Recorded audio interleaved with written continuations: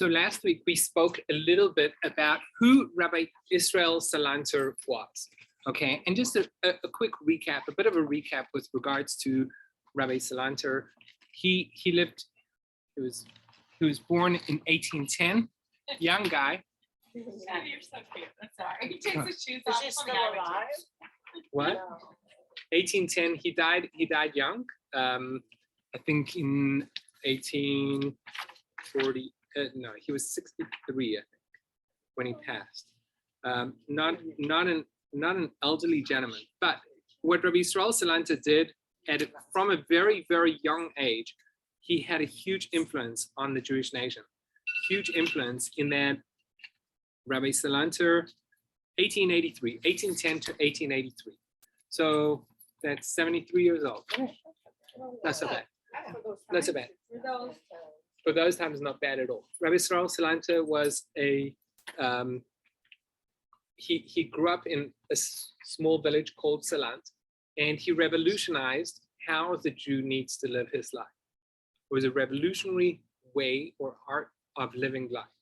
And that is to develop a sense to live with intention and to live a life where you're constantly aware of your traits, of your desires, of your behaviors, of your natural tendencies, and how to use your skills and your energies to become the greatest potential person that you can.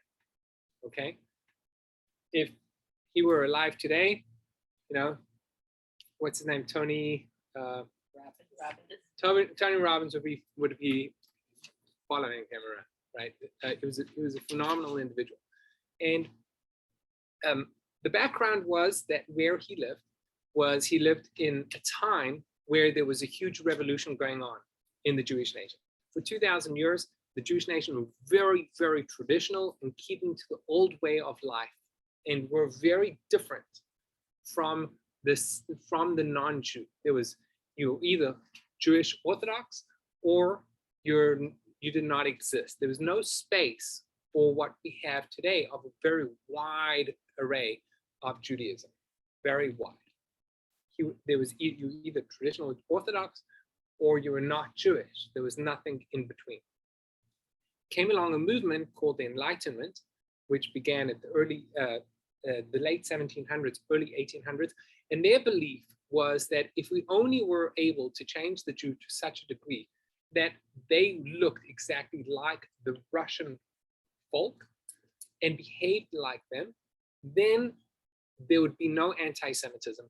We'd be completely embraced by the world, and we'd be able to get education, we'd be able to move up in politics, we'd be able to get accepted and embraced. That was the goal, the Enlightenment. And the Enlightenment said, you do whatever you want to do as a Jew, do it at home. The moment you leave your home, you're meant to behave, act, and think like a non-Jew. And they put the fundamentals of Russian existence at the peak of it. The Russian Marxist theories were at the forefront. And ultimately, you can't live a life where you're swinging between, at your home, you're traditional Orthodox, and outside, you're completely different. And ultimately, that brought in a huge wave of assimilation, and there needed to be a counter energy to what the Enlightenment would bring. The Enlightenment were bringing very beautiful things to the Jewish world. They were bringing science, they were bringing discipline, they were bringing advancement, they were bringing secular culture. They're bringing all these beautiful things to the Jewish world. But at the same time, they were completely erasing anything Jewish that existed within the Jewish world. And that became a huge danger for the Jewish nation. We needed to find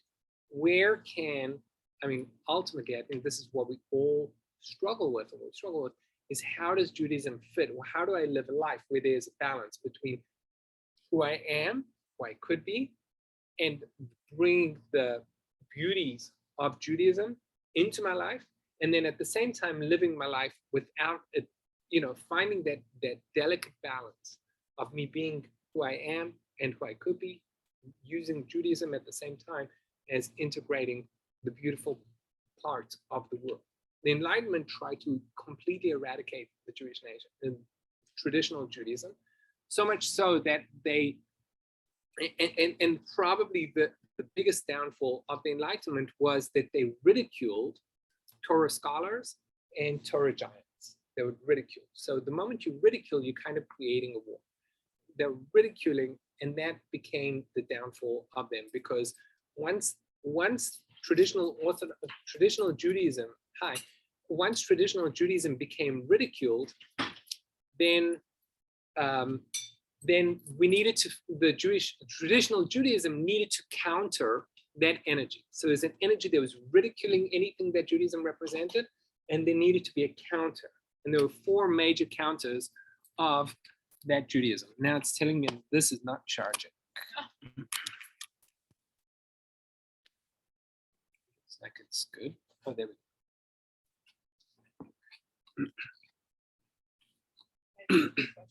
Yeah. I'm just a bit confused. So who introduced the idea of the Enlightenment? People themselves, or was it a leader? It was a collection of people. That would be more of a history class. I'm trying to just get to who Rabbi Yisrael Salanter is. Okay, so the 3, there were, I would say, 3 or 4 drives that came out of the Enlightenment, or the counter of the Enlightenment. The first was Hasidus.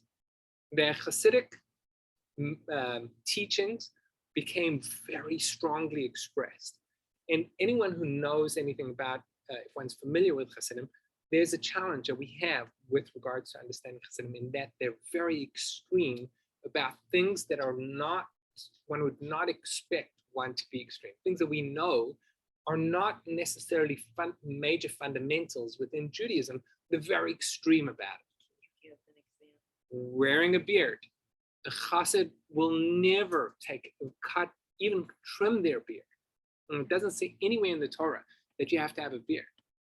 All it says is that one should not shave with a razor direct on the face, or to some degree, or side locks. It doesn't say anywhere that you're meant to have side locks in the Torah. It says one's not allowed to shave and make a round or make one's head round.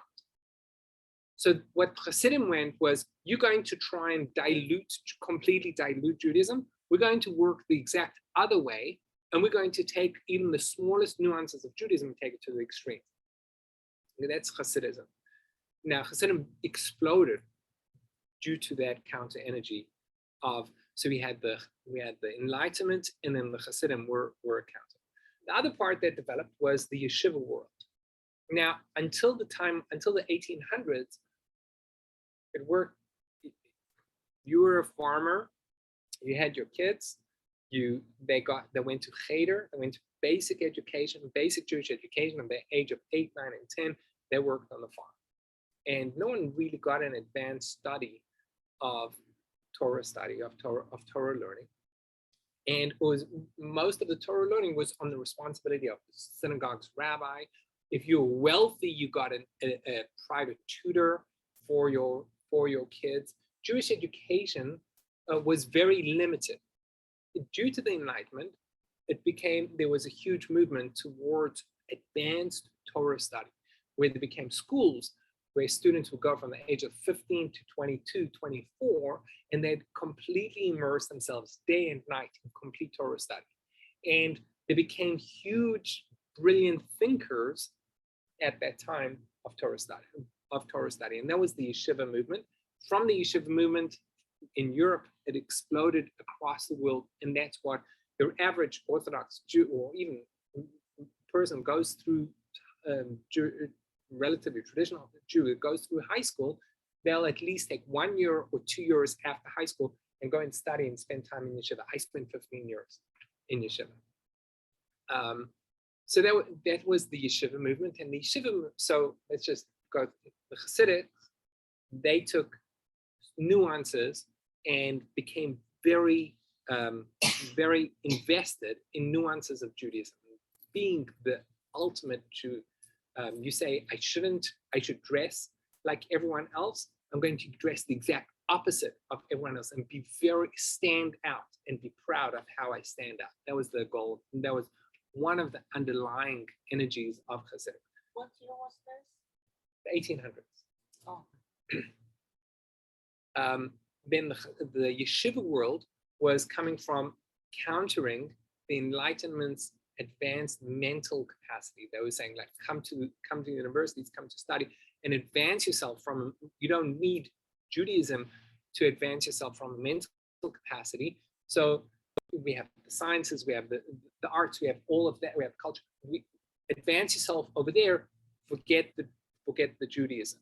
So the counter of that was to find a energy of advancing oneself from a mental capacity, and that was through the yeshiva movement of advance oneself from a mental capacity.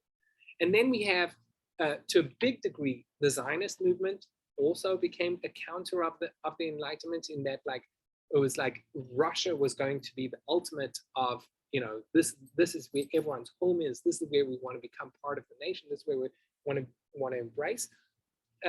Zionism kind of became, what are you talking about? Our homeland is going to be a place where we can be as a Jewish nation, although Zionism primarily was a secular Jewish nation, but in our own homeland. Russia was not necessarily the homeland. And the third was the study of Musar. The study of Musar was a personal self-development of how great are you from a real perspective? How much of your potential are you truly advancing and developing? How much of that are you? So Rabbi Yisrael Salanter, on the first 5 letters that we have of Rabbi Salanter, are letters that he wrote where he moved from Vilna to Kovna. So Vilna was in Russia. He needed to leave Vilna and move to Lithuania. What happened? Ultimately, he became very successful in getting people to become disciplined and to work on themselves and to become great and to become advanced human beings, controlled, disciplined human beings, right? And he did that through what he called Beit HaMusar, houses of Musar. So Musar is self-development, self-discipline.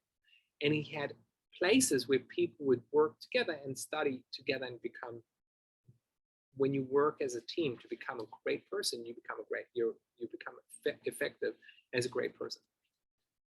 The Enlightenment, the movement, the people behind the Enlightenment, they were not sure on whose side Rabbi Salanter was. Was he on their side? Or was he on traditional? Because on the one hand, he was developing a great human being, right? At the same time, he was developing a great human being from traditional Torah perspective, right? So they put him to a test in that they got the Russian government to create a rabbinical college, which primarily was not about making rabbis, but making rabbis that believe very little in traditional Judaism, and got them to, and a lot more about Russian and secular Judaism, Russian and secular culture, and completely ignore or get rid of traditional Judaism. And they got Rabbi Salanter to be invited to be the head of that rabbinical college. And Rabbi Salanter had to take a stand. Now, anyone who's familiar with Russia will tell you that if you got an invite of a place of honor in Russia and you said, no, thank you, right? You and your family did not necessarily end up anywhere that anyone would know about. All of a sudden, you're shipped off to a very cold place where no one else exists other than Savior, right? It was you didn't say no to anyone in Russian powers. It's almost the same. I don't know. It hasn't changed much, right? Hasn't changed much. So in the middle of the night, Rabbi Salanter, he got up, he packed his family, and he moved. And he traveled out of Russia and went to Lithuania, the north, to Kovna, to a small city in Kovna. And he tried to reestablish himself. Now, to be honest, he was 38 years old at the time, which, in my opinion, for a person has had such a massive effect on the rest of Jewish society till today in very practical ways, very young, very, very young. He was 38 and he spent about 10 years in Kovna, and then he went into a depression. He was in a depression for 3 to 4 years.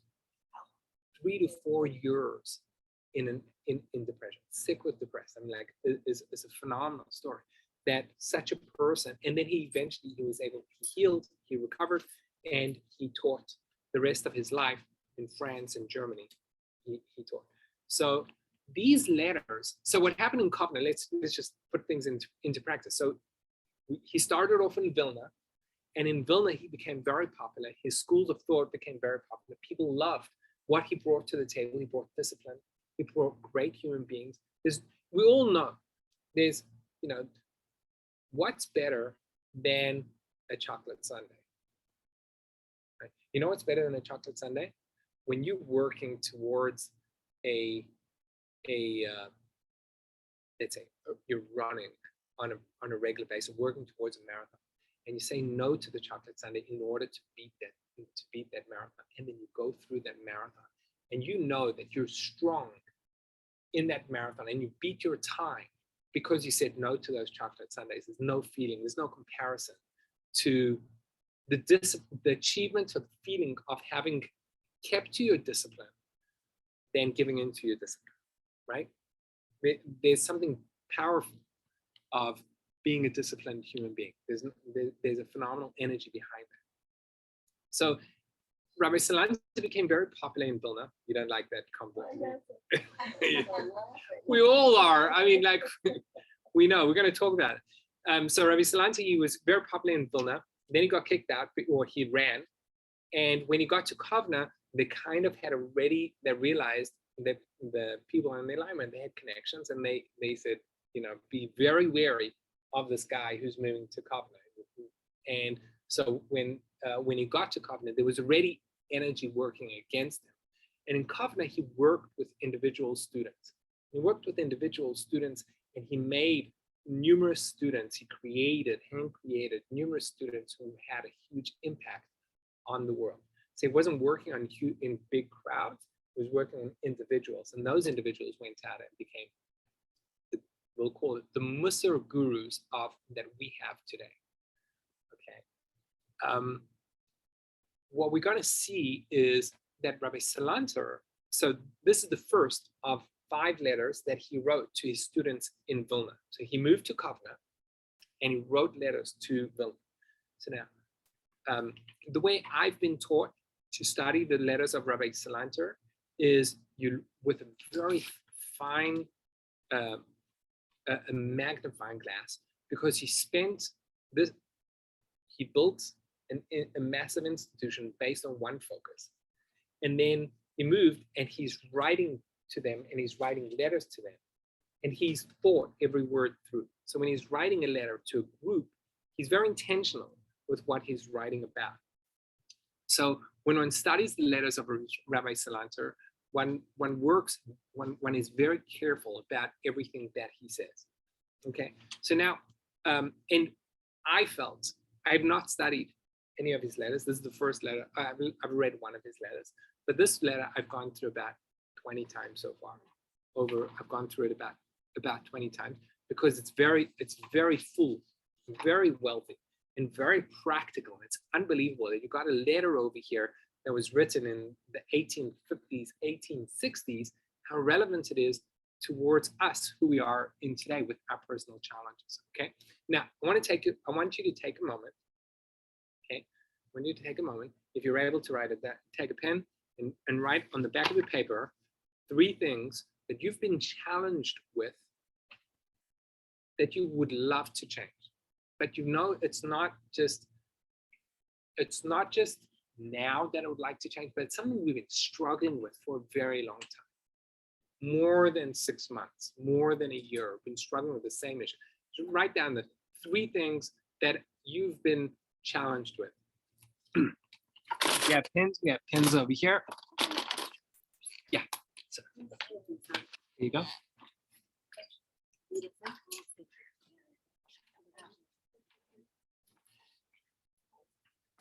Only 3. At least a couple.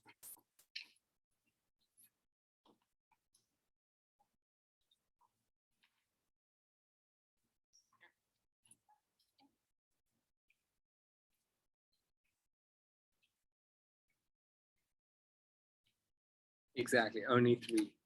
It's well said.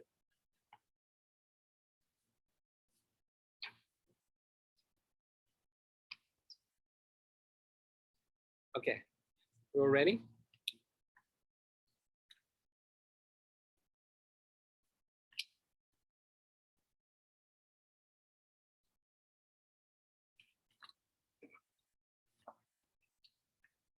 The light is I know. It's okay. Would you all agree? You have your 3 things, right? How hard was it? Not hard at all, right? Unfortunately, not hard at all, right? How important are these 3 things for you to change? Very important, right? Would you agree that if someone else came to you with these 3 problems, these same 3 problems that you're struggling with, would you agree? Someone came to you and said, look, I've got these 3, I'm really struggling with these 3 problems, okay? Me personally, I'm struggling with having a regular discipline of exercise. Would you agree that if someone came to you, this is one of my problems, right? Would you agree if someone came to you with your problems that you would be able to help them solve the problem? Probably not. You don't think you have a solution? No, I know, but I'm saying you don't think you'd be able to help them solve it?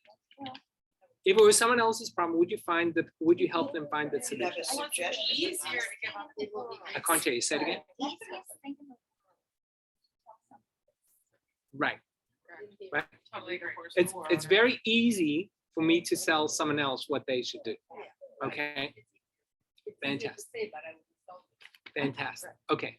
So think about who Rabbi Salanter is. He's a person who's trying to change people and their disciplines. That's specifically what he's working on.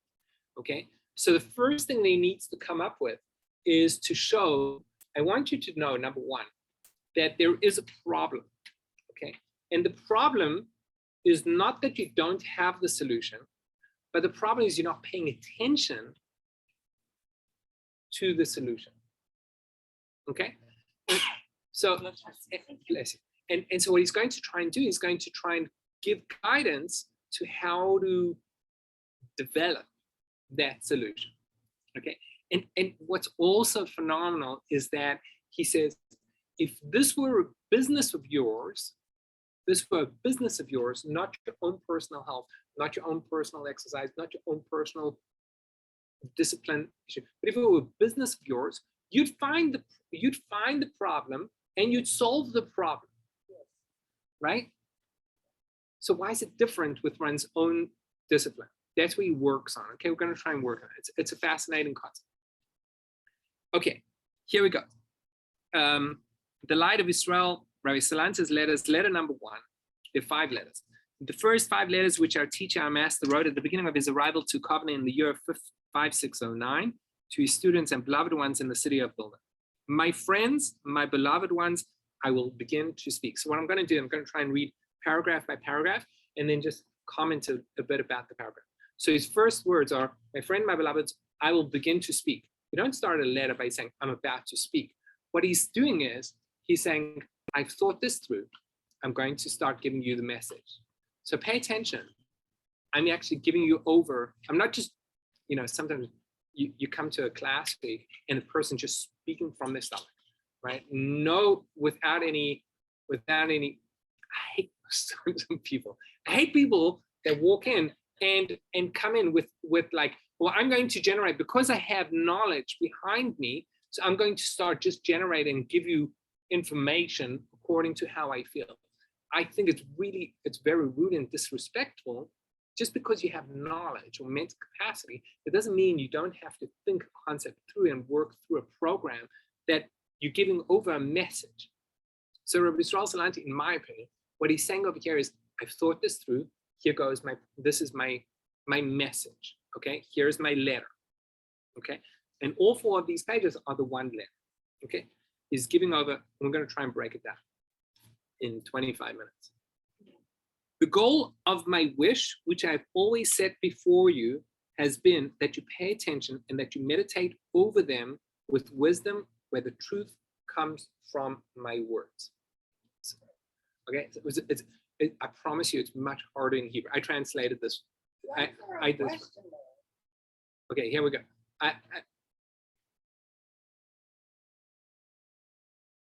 Maybe it's not a question mark. Maybe it's not a question mark. Maybe it's my punctuator, right? So what he's doing over here, he says, I've had the same message for you throughout time. And that message is that you question what I'm telling you. So the difference between a teacher and an educator is a teacher is someone who gives over information. An educator is someone who achieves change in the person. Okay. Now, if we're students of life, often what happens is we sit in a class and we listen and we think we're listening to a teacher. And therefore, if there's new information, great. If it's the same information, you know what happens to my head? Whoop. Has the air conditioning kicked in yet? Yes. I know that's what's going on inside my mind, right? Right is, I wonder who's sending that text to me.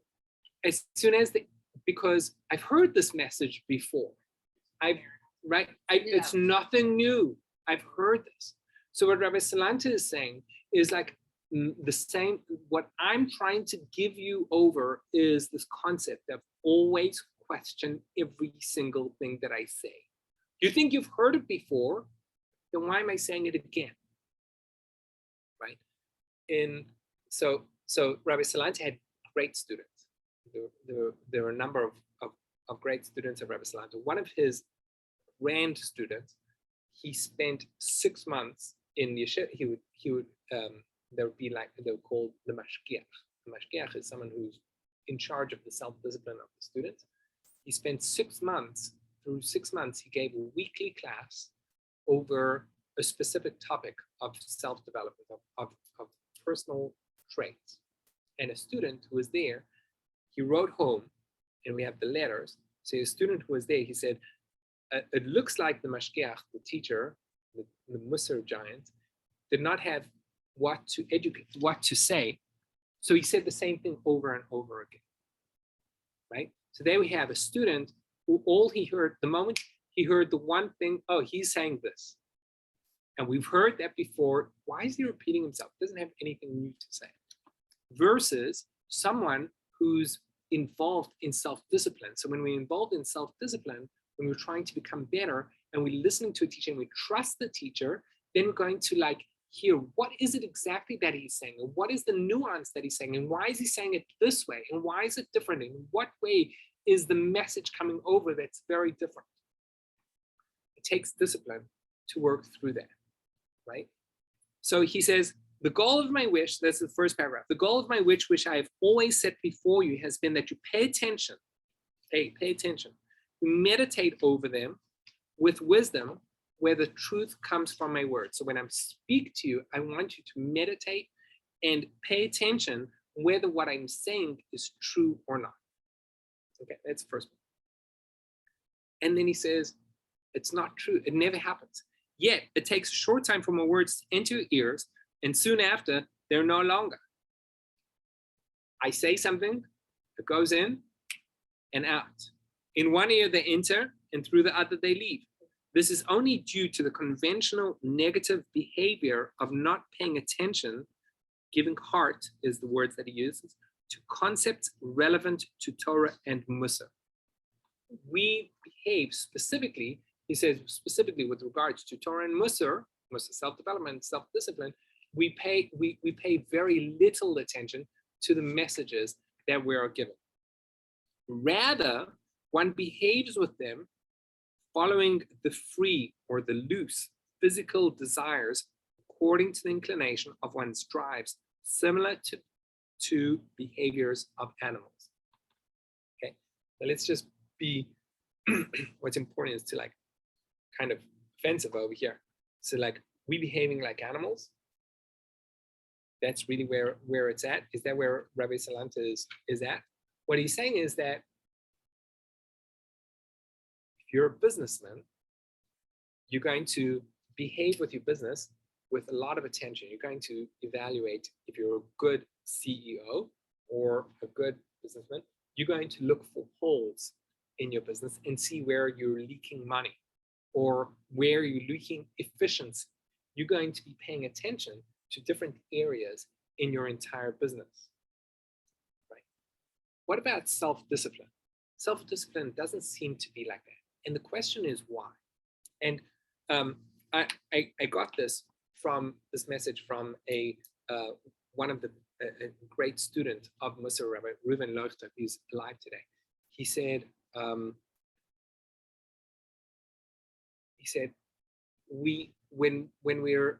when we are challenged, right? One of my three things, I say I want to lose weight.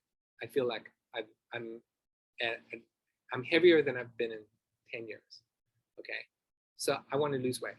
So now I know what I need to do in order to lose weight. I need to cut down my calories. I need to eat less sugar. I need to whole bunch of things. So why am I not losing the weight? Why am I not, right? It's because I'm what's the word? I'm inspired when I stand on the scale. I'm inspired to lose weight, and I think that inspiration is going to be enough to get me to change my discipline. And it's not, inspiration is not at all enough. Why? Because deep down inside, we are driven, as his words are used, we are driven by the physical drive according to the inclination of one's drives. So when I'm in my bathroom in the morning or late at night, I'm standing on the scale, I get that inspiration. And then when I'm really tired, 8:30 in the morning or 9 o'clock after, praying and like, I need to get on with my day, and I go and buy myself my Starbucks this morning, and I'm like, I think I can just do with one packet of sugar. What happened to all inspiration? Right? Out the window. So Rabbi Salanta is pointing out, it's just simple things. We have this physical drive, and we think that the inspiration will counter the physical drive. The physical drive is very basic in our psyche. It's very, I don't know if the word is basic, but it's right down there that we're driven. Just like an animal needs to eat, so too we're driven after our desires.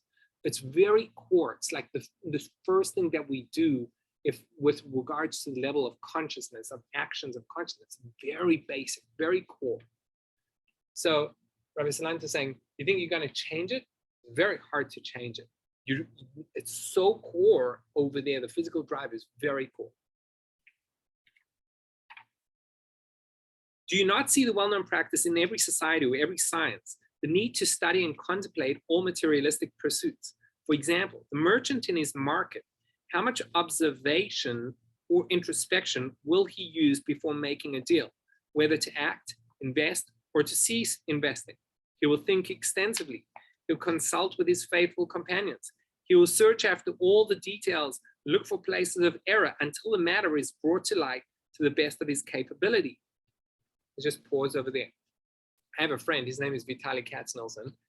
He's got an investing firm in Denver, and the minimum to invest with him is $5 million. And yeah, I know, right? he won't give me any information about what to buy. But I went to his office one day and I saw his computer screen. There's 3 screens over there open. And he was studying Tesco. Anyone familiar with Tesco? It's a grocery store in England, right? And he was studying that. I was like, oh, you're going to invest in that company? He said, I've been following them for 3 years intensely over the past 6 months because we're going to invest in them. We're thinking of investing in them, right? Or Warren Buffett, whatever we think that these big people are making, they just see things just the way we all see them, but it's not true. Like he's spending so much time before making a major investment in a company, right? People who run efficient businesses are very careful and very intentional about how they invest and how they spend their time, and ensuring that whether they buy or sell. By the way, he wrote, just very interesting, he wrote a booklet on Vitaly. He wrote a booklet on Tesla, on the company, before Tesla went, when it was still $50 a share. It was still $50 a share. He wrote a booklet on why he thinks it's a brilliant thing, and he didn't buy in the end. He did not buy. It could have been very, very, very, very successful. He wrote a whole book on why, but he didn't feel that conviction strong enough to buy. He felt it was too much of a chance. And you win some, you lose some, and that's the way he put it. But I'm saying, like, how much intention is this person investing in business? People do that the same in business. Not only that, but he also talks about the study of Torah. We're very intentional with the study of Torah. So too in the study of the Holy Torah, each according to his capability, one observes deeply to reveal her treasures and to discover new concepts, dismantle challenges. One does not skip things with a general overview to decide a concept to its finality. If we study Torah, if we learn a new mitzvah, we don't just say, okay, this is probably what this mitzvah means, or this is probably what it is. We will think about it. We'll go and look. We'll do a bit of research. We'll read behind it. If we don't understand it, we say, this doesn't make sense to me, and just throw it out. We don't do that. We know there's depth behind it. So we'll take time. Page number 2. Not so in the path of Musar, where through deep study of Musar lies the science to find the pathways and actions of mankind to become guarded from the pulls of one's desires. If you were to study Musar, you would not have a problem changing these things that you want to change. He said that's where it lies. The study of self-discipline is where change exists. And from evil inclination that disturbs and holds back any good thing and great thing which are vital and necessary to achieve fear of heaven. You want to become a great person, it's a study of Musar. And Musar discipline and positive tendencies will not find a footing without great innovative development. If you want to be successful in study of Musar, you need to think outside the box. To achieve an adherence of the power of the mind to this goal to such an extent that it creates a lasting impact on the heart, which has the capacity of empowering the external organs, which will bring into practice that great achievement. Which means study Musar, and that through the study of Musar, you're going to be able to implement or affect the mind, and that mind will be able to have an implement or an effect on the body or on the heart, which the heart is what we call the desires. And then you become more controlled of a greater human being, right? And so that one not become held back by one's lowly physical desires, jealousy and honor, which are so disdainful. Yet so we've got the solution. The solution is through here. And yet despite all of this, the laziness of mankind is immense in this field. It becomes a huge burden to devote a little time to this area, so much so that one even considers it a waste of time. So he says, I'm not asking you to spend extended periods of time studying Musar, just spend a little bit of time. And yet we find it so hard to spend a little bit of time in the study of Musar. So this is the solution to all our problems, our major problems. The solution is right over here. And yet we find that investing a bit of time, I've got more, speaking to myself, I've got more important things to do right now than to invest time over here.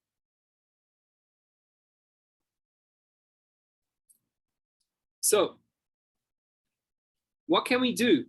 The war is genuine. I mean, the struggle is really hard. The desires are active,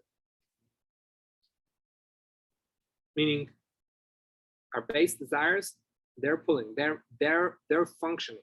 Lust pulls one astray. We're being pulled.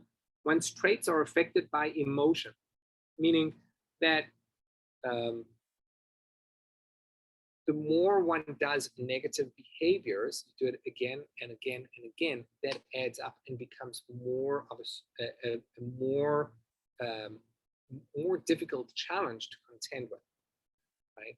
We do one thing one time, we do one thing one time, it's not such a challenge. Do it over and over and over again, and then it becomes a real challenge, a real difficult thing to change.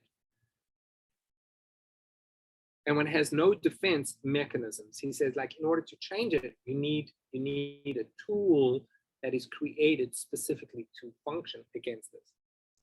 Could one create a tool that is not going to be effective for this challenge? There is no hope to be saved from the deadly landmines unless one grabs onto proper defense mechanisms, tools of war that God created for this achievement, them being yira, fear of heaven, and musar, working on self-development.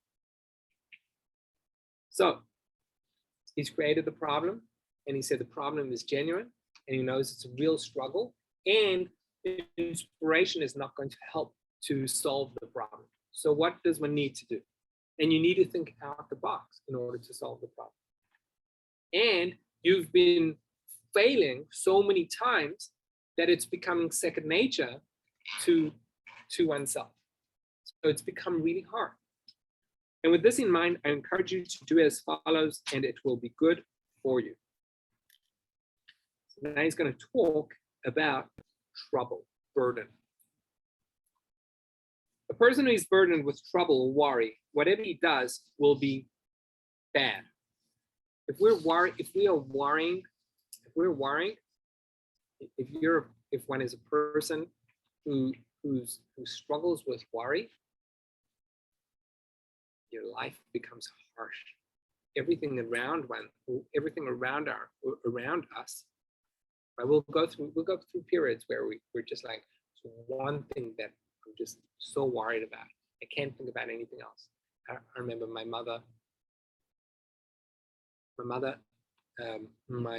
older brother, when he hit 20 years old, for about 4 or 5 years, he'd go out party every single night and till 2, 3 a.m. And my mother, during that period, I felt, and my mother was just not present. Full stop. She was not able to be present. She was filled with worry. Nothing. I mean, like, she would not be able to fall asleep until we heard his car, until she heard his car drive into the driveway. And it was her entire day was nothing. Nothing was good. Nothing was happy. Just she was in a difficult place. The one thing that was her son, and she couldn't change him because, like, the more you try to change him, the more he pushed away. And we all lost. We all lost out, right? Worry can have a very difficult effect. Whatever he does will be bad. His business dealings go sour. His energy gets sapped. His ability to think clearly is lost. Everything is affected by his worry and confusion, which exhausts all of a person's human powers. Yet, if someone were to approach him and say, I have a small solution, a way out, a light for you. If you follow these simple financial steps, which I lay out before you, you'll become rich. You'll profit 10,000 golden coins. You'll no longer have worries from your business, and you won't need to spend extensive time on it. So we're talking about a person who's got a business that's going down the drain. We all agree that one will pay attention and attempt to follow the path set for him and invest as much energy into that solution that the person provided for him.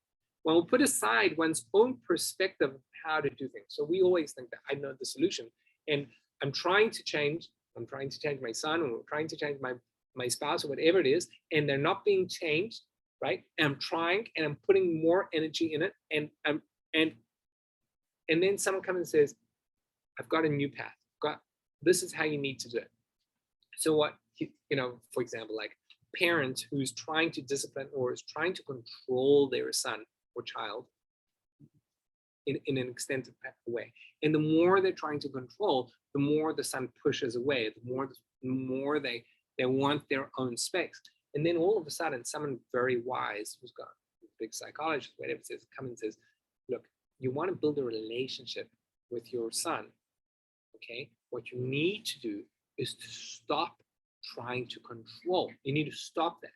So the person is going to do that, not because they believe that the way of solving the problem is by letting go, but because they're trusting the outside source, the outside information. So that's what he's kind of saying over here. One will put aside one's own perspective of how to do things and pay attention only to the steps until they become absolutely part of it.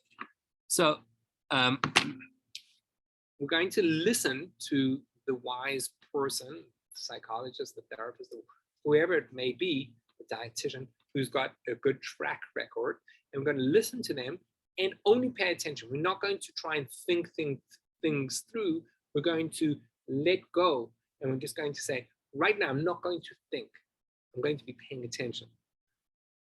One will set aside and invest a little time into this with a wide, attentive perspective. We'll be open to new solutions.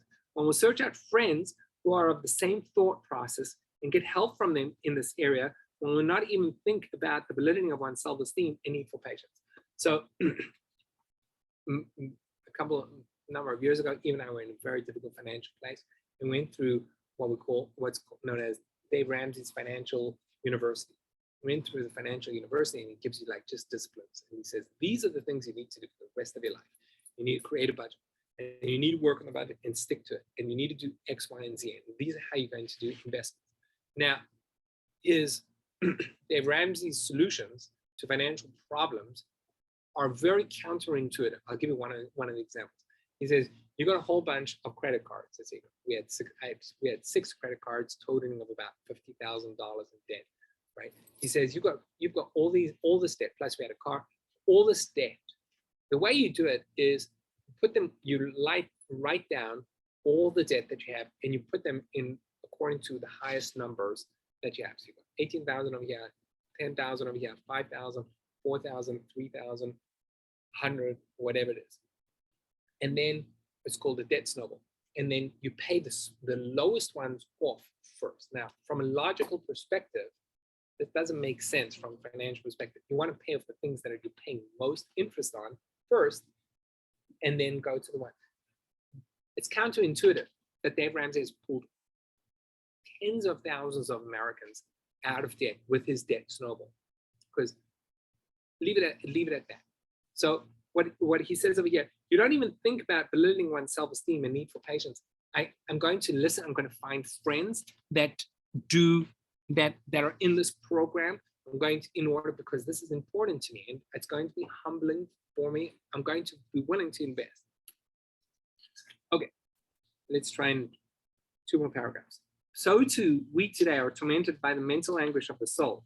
Our wrongdoings or sins have overwhelmed us, each according to their capacity. We have strayed far from the center point from which we were created and for the ultimate good for which we have been brought into this world of physicality, and that is to prepare ourselves for existence in the afterlife. What we're meant to be doing in this world is to preparing ourselves for the afterlife. How do you prepare yourself for the afterlife? Well, you attach yourself to things that are eternal. What are things that are eternal? We all agree that at a funeral or on an epitaph, we're going to write down or say good things that people did, because that is what really counts for eternality. So we want to find ourselves, to prepare ourselves for the afterlife means attach yourself to only doing good, to being the greatest good person that you can be. However, we have now seen a bright light shining forth to assist the many and strengthen the weak hands of the study of Musa.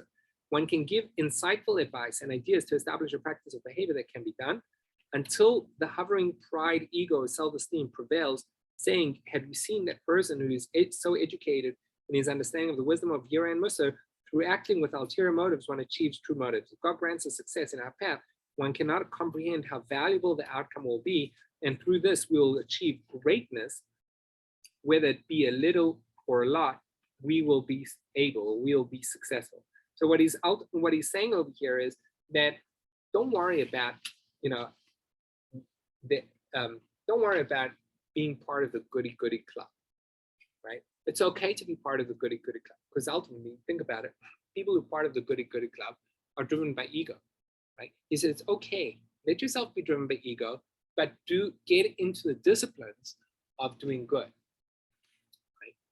Or doesn't have to be goody club. It's people eating healthy. People, that people make fun of like vegetarians or vegan or whatever it may be. People who are disciplined, they're part of a club, and sometimes it's embarrassing, and sometimes we'll surrender because everyone else drinking alcohol, whatever the challenge that we're struggling with, we kind of will release it because we're part of the club. We don't want to be like, oh, you're one of those people. It's okay to be part of those people because that will develop the discipline. Last paragraph. Towards this goal, you should establish a time on Shabbos to gather together at a fixed time to think wisely about your ways. You can entice and intrigue the wise ones, the great scholars of the city who can influence the many to follow the study of Moses. So he said, what you want to do in order to achieve change, my phone is like off if you want to achieve change, you got to work together. Get together as a group and work on it. Especially if you can have people of influence to work together. At the meeting, speak your words with patience and care, with a settled mind, without jokes and mockery. He's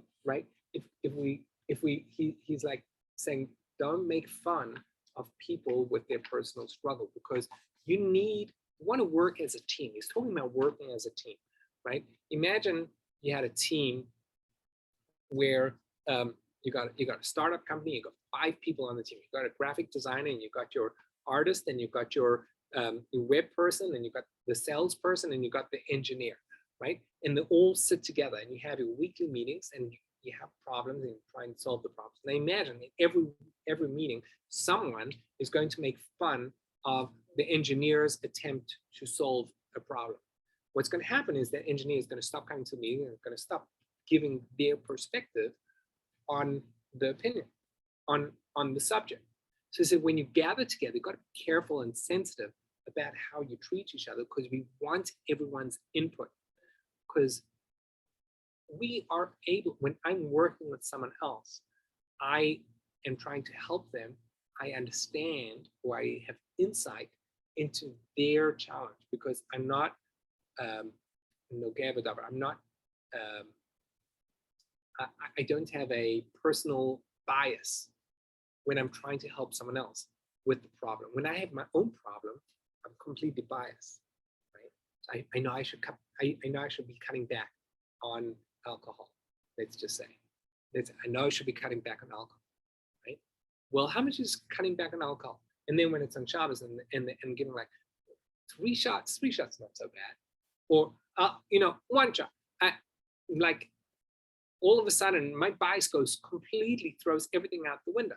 But when I'm working with someone else, and then they say you should not have more than 1 shot every Shabbos, and that's it, then like it makes a difference what my bias says and can change. That he defined it, what I need to do, what in order to achieve that recovery, whatever it may be, that person defined it for me.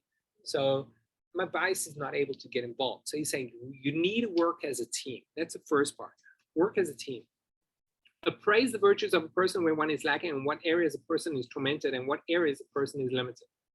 Don't just decide things with one overview. Don't just go and say, oh, this is your problem. You got a problem of eating. Don't ever walk into a McDonald's, whatever it is. Like you got a problem with alcohol, get rid of all the alcohol in your house. Or right? Don't just, he said, like, think from a very detailed perspective. Divide the works amongst you all. Take time without the weight of work, and just be patient work it through with thought. And through gatherings of many, you will grow strong. Your hand will increase. Yet do it with a quiet mind, with a settled one, with patience and inner focus. One needs to, you want to become greater. Don't just try and give an overview perspective. Patience, meditate. Each of you should encourage and strengthen your friends, and then the folly of one's heart will fade, and laziness of one's habit one will abolish. The more you work together and encourage each other, the more successful you'll be to celebrate each other. Follow the majority without stubbornness and division. So now one person's got a very strong perspective. He said, you got to listen to everyone else. Don't think that you need to push your opinion through. And through this, the Musar will establish itself in your souls appropriately according to your personality. Through this working as a team, being patient, not ridiculing, encouraging, building, and with meditation, you'll be able to grow. And that discipline will be developed within oneself. It's like AA. I agree. I'm sure a lot of people were Just like thinking that. that, you know, I that's thought the the same perfect thing. example. It is, right? It's beautiful. Weight Watchers. Weight Watchers, Yeah. it's like working as a team, Yeah. helping and discussing it. And what's really nice is that he's like, don't have one person that's going to impact and change everyone. It's like work as a group and hear each other out, listen, and then help and encourage. I mean, for a letter that was written in the mid 1800s, could one say it's not relevant to today? So beautiful. I know it's, there's a book, there's the Mozart Institute. Correct. The Mozart Institute, what's the guy, he wrote a book, I have the book. Yeah.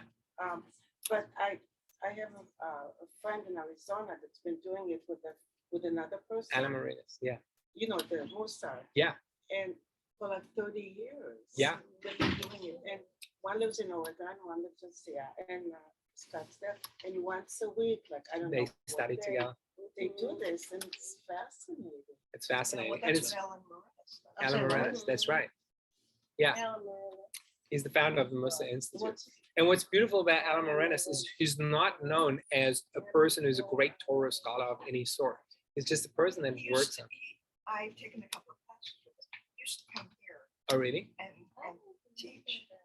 It was in somebody's house. Oh. Like it was like before the lights. Oh.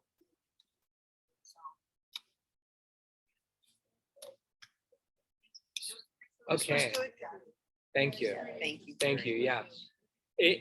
I mean, like, it took, 1893, there's a book that he wrote. He's the rabbi. yeah, or Israel. Why do they, I mean, Israel Salanter, so he's from Salanter. He was born in the city of Salant, Yeah, correct? why do they give them the name of the city they were born? Like the Gadi. From Vilna. Yeah.